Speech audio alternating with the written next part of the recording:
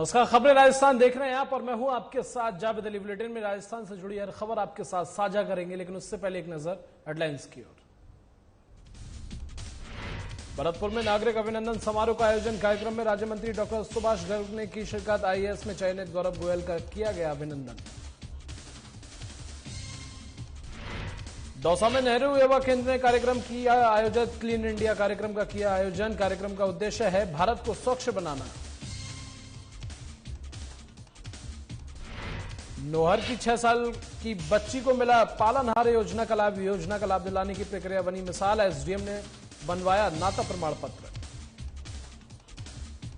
रायसिंह नगर में लखीमपुर खीरी कांड में शहीद किसानों को दी गई श्रद्धांजलि। बुड्ढा जोहड़ गुरुद्वारे में दी गई अरदास। सुरक्षा व्यवस्था को लेकर पुलिस बल रही तैनात। जयपुर में उड़ रही कोरोना गाइडलाइन की धज्जियां। बस चालक कर रहे यात्रियों की जान के साथ खिलवाड़। बसों में ज्यादा सवारी भर जाने पर बना रहा खतरा। और खबरों की शुरुआत करेंगे भरतपुर में। अग्रवाल समाज की ओर से नपा चेयरमैन विनोद अग्रवाल बट्टा के नेतृत्व में नागरिक अभिनंदन समारोह आयोजित किया गया, जिसमें मुख्य अतिथि के रूप में चिकित्सा एवं राज्य मंत्री डॉक्टर सुभाष गर्ग तथा आईएएस में चयनित कस्बा निवासी युवा गौरव गोयल शामिल रहे। कार्यक्रम में विशिष्ट अतिथि के रूप में अग्रवाल महासभा के जिलाध्यक्ष अनुराग गर्ग, कांग्रेस के निर्वतमान जिला अध्यक्ष शेर सिंह समेत कई लोग मौजूद रहे। कार्यक्रम में नपा चेयरमैन विनोद बट्टा सहित अग्रवाल समाज के विभिन्न संगठनों की ओर से चिकित्सा एवं डॉक्टर राज्य मंत्री सुभाष गर्ग का स्मृति चिन्ह, चांदी का मुकुट, 51 किलो की माला, तलवार भेंट कर अभिनंदन किया गया।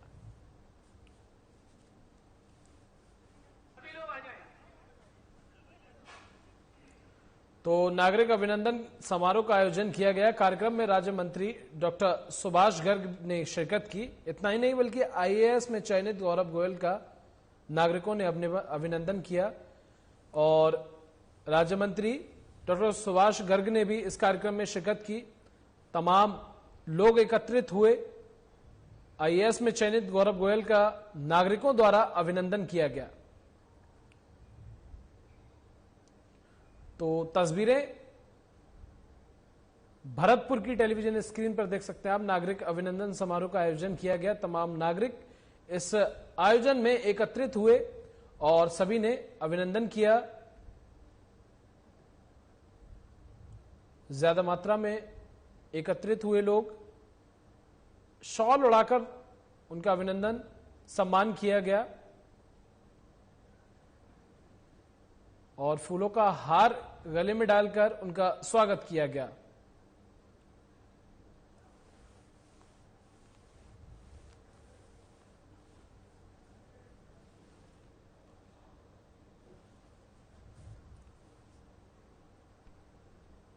उधर दौसा सांसद जसकौर मीणा को भारतीय जनता पार्टी राष्ट्रीय कार्यकारिणी सदस्य बनाए जाने के उपलक्ष्य में लालसोट भारतीय जनता पार्टी पदाधिकारी गणों और कार्यकर्ताओं द्वारा माला पहनाकर स्वागत किया गया। साथ ही तमाम नेताओं ने उन्हें बधाई भी दी। इस मौके पर नगर मंडल अध्यक्ष दिनेश जोशी, महामंत्री राजेंद्र स्वामी समेत कई नेता मौजूद रहे।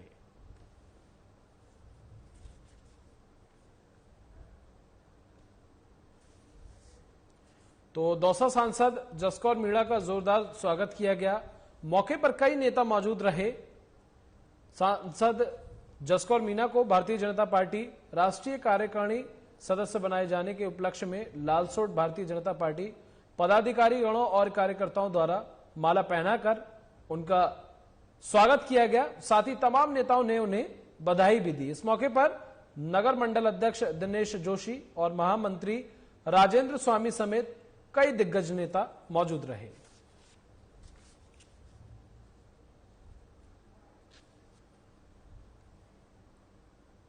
युवा कार्यक्रम एवं खेल मंत्रालय भारत सरकार के अधीन नेहरू युवा केंद्र दौसा ने कार्यक्रम का आयोजन किया गया। आज जिला प्रशासन और NSS, NCC, Bharat scout guide के संयुक्त तत्वावधान में भारत की आजादी की 75वीं वर्षगांठ के उपलक्ष्य में भारत सरकार के निर्देशानुसार आजादी का अमृत महोत्सव के तहत क्लीन इंडिया कार्यक्रम आयोजित किया गया, जिसका उद्देश्य भारत को स्वच्छ बनाना है। तो क्लीन इंडिया कार्यक्रम का आयोजन किया गया, जिसका मेन उद्देश्य है साफ सफाई रखना, भारत को स्वच्छ बनाना, कूड़ा मुक्त बनाना, जिसको लेकर इस कार्यक्रम का आयोजन हुआ। नेहरू युवा केंद्र ने कार्यक्रम आयोजित किया। क्लीन इंडिया कार्यक्रम का ये आयोजन हुआ है और कार्यक्रम का मूल रूप से जो उद्देश्य है वो भारत को स्वच्छ बनाना है।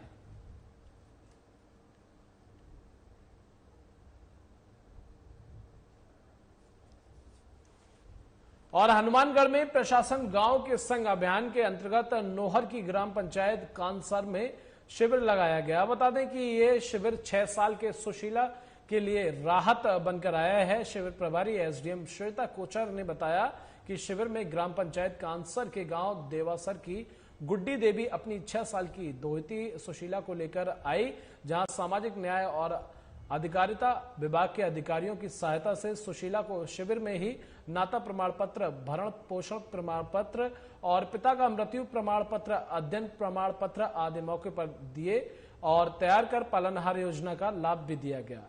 इसके अंतर्गत अब गुड्डी देवी को अपनी दोहती सुशीला के पालन पोषण के लिए हर महीने 1,000 रुपए और सालाना 12,000 रुपए मिलेंगे।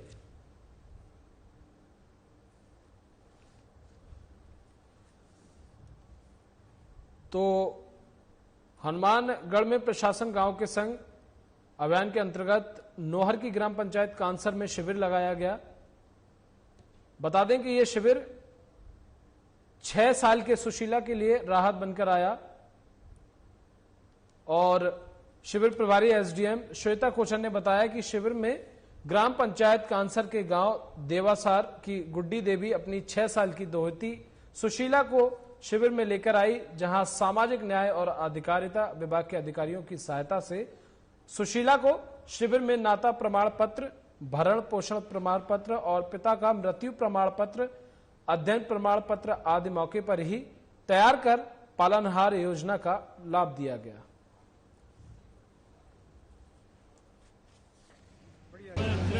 प्रशासन गांव के संग अभियान के अंदर एक प्रशासन की मान लो, चाहे सारे प्रशासन का ये कार्य मान लो, ये बच्ची थी छोटी सी, इनके पिता की डेथ हो गई और इनकी पिता की डेथ के बाद इनके पालनहार का जो आवेदन करना था उसके लिए प्रमाण पत्र अन्य जो दस्तावेज वो तैयार नहीं हो पाए।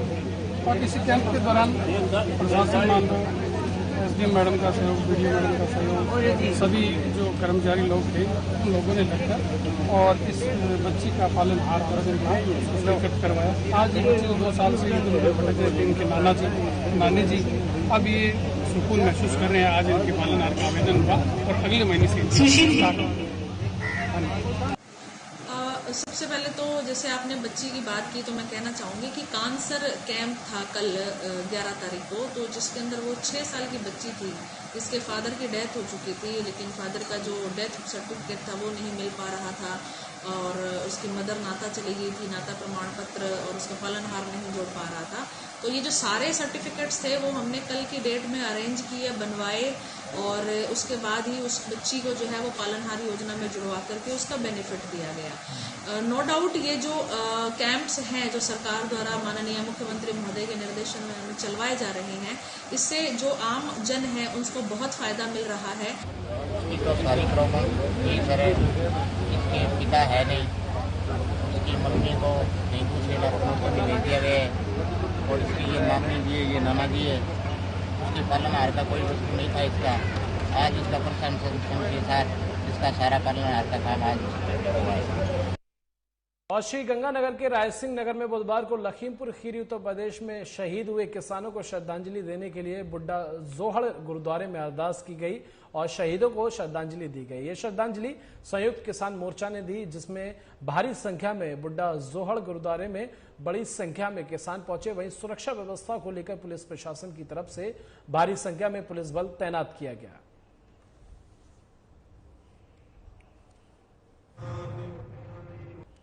तो लखीमपुर खीरी में शहीद किसानों को श्रद्धांजलि दी गई।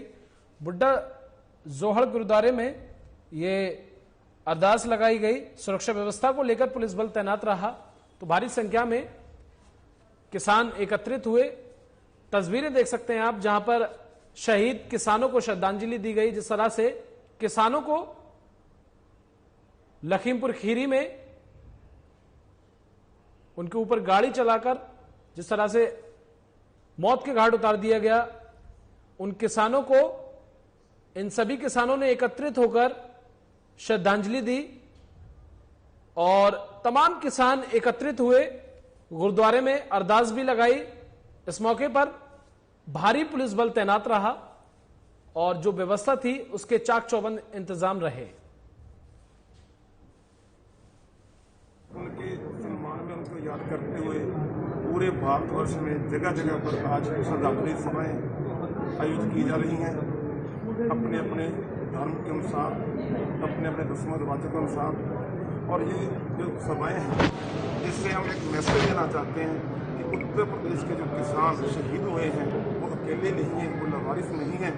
पूरे देश का किसान उनके साथ खड़ा है। अगर मंत्री ने इस्तीफा ना दिया और उसकी गिरफ्तारी न हुई तो आज बहुत कड़ा फैसला उत्तर प्रदेश के लखीमपुर खीरी में लिया जाएगा। और उसके बाद 18 तारीख को रेल रोको है, रेल रोको प्रोग्राम को सफल बनाकर हम केंद्र सरकार को मैसेज देंगे। जब तक पीड़ित परिवारों को न्याय नहीं मिलता हम पीछे हटने वाले नहीं हैं। और हमें हमारे जब जो मेन मुद्दा है हमारा 3 कानून वापस और एमएसपी की गारंटी वो नहीं हो पूरी। और दूसरी ओर उदयपुर में पुलिस को बड़ी सफलता मिली है। शहर में बढ़ रहे साइबर अपराधी को रोकथाम को लेकर अतिरिक्त पुलिस अधीक्षक गोपाल स्वरूप मेवाड़ और उप अधीक्षक राजीव जोशी के निर्देशन में संवेदना थाना अधिकारी ने थाने की टीम बनाकर साइबर की ठगी बढ़ते को लेकर एक अभियान शुरू किया गया और इस अभियान में पुलिस टीम को बड़ी सफलता मिली है। आपको बता दें कि शहर में साइबर ठगों का काम काफी तेजी से बढ़ रहा है, जिससे लोग परेशान भी हैं। ऐसे ही मामले कुछ महीनों पहले उदयपुर शहर में हुए, जिससे कई लोगों के अकाउंट से लाखों रुपए साइबर ठगों ने उड़ा लिए, जिससे लोगों ने परेशान होकर पुलिस की मदद ली और पुलिस ने भी तुरंत एक्शन लेते हुए कार्रवाई की।